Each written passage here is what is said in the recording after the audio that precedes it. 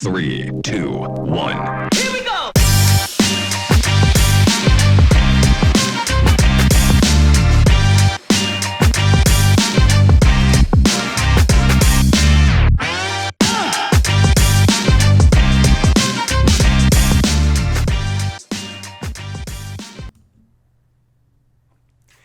Hey guys, I'm back. My name is Jay, just a guy with a Bible, and I want to bring you another video to kind of recapture a conversation I had recently that will hopefully inspire you and encourage you and bring some hope into your life as we do this thing called life together. Hey, if you're interested in wanting to be notified when content becomes available, just go to YouTube and search Everyday Theology. Hit that subscribe button and it'll let you know whenever new videos come out, and hopefully they will be beneficial to you as we do this thing called life.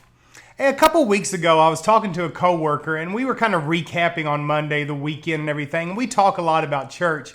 And I was telling him about a message that my pastor had preached, and a particular passage that he referenced in the sermon. It was a passage found in John chapter 16. In verse 33, Jesus says, "I have said these things to you that in me you may have peace. In this world you will have trouble, but take heart, I have overcome the world."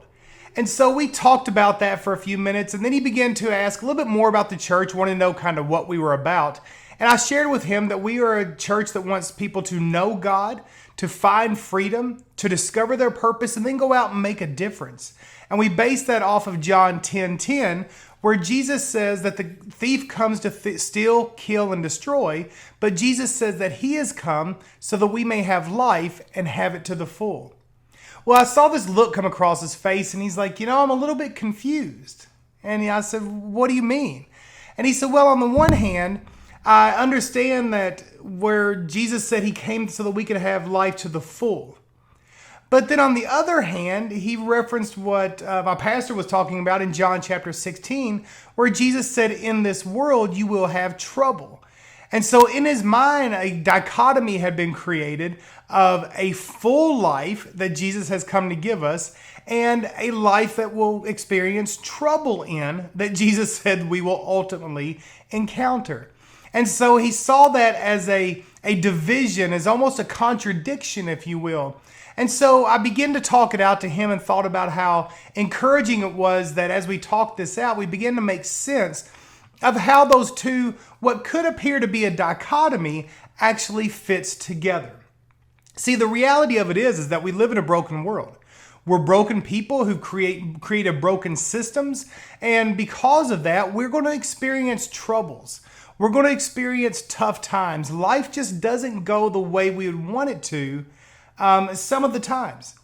And at the same time, Jesus has come to rescue us from that brokenness and to give us a life that is full. A life that is full, even though we live a life where we encounter trouble. See, the two promises of Jesus are not polar axes that are opposed to one another, but actually is a beautiful blend between the two, in that we live in a broken world and among broken people and broken systems where things don't go the way we would want them to all the time. But yet we can still experience a full life in the midst of the brokenness and the trouble because Jesus is with us.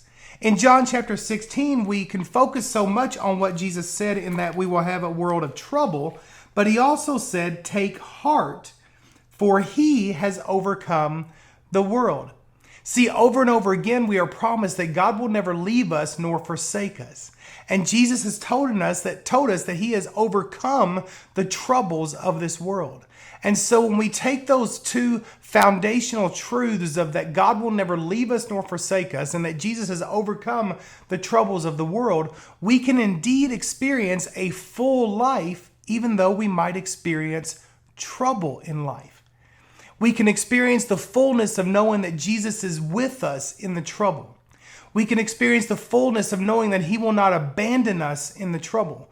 We can experience the fullness of life knowing that Jesus can make right the wrong, that he can heal the hurt, that he can correct the error, that he can do what we cannot. And so knowing that Jesus has overcome the world and that he is with us as we experience a life at times in which is full of trouble, we can have this full life because we are not hopeless.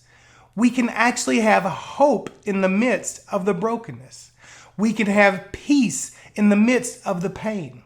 We can have rest in the midst of the tiredness of dealing with the various situations of life. We can have joy whenever it seems like everything might be falling apart around us.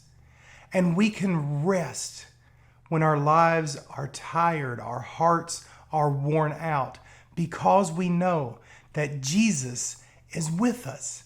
He has overcome the troubles of this life. And because he is with us, we can experience the fullness of life with him. And so I hope this encourages you as we begin our week. I hope this brings some hope to you, because I don't know what you may be going through.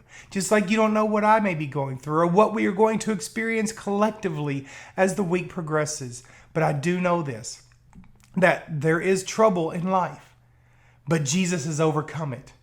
And he has overcome it to be with us so that in the midst of it, we can experience the fullness as he brings beauty out of the trouble inside of us and around us.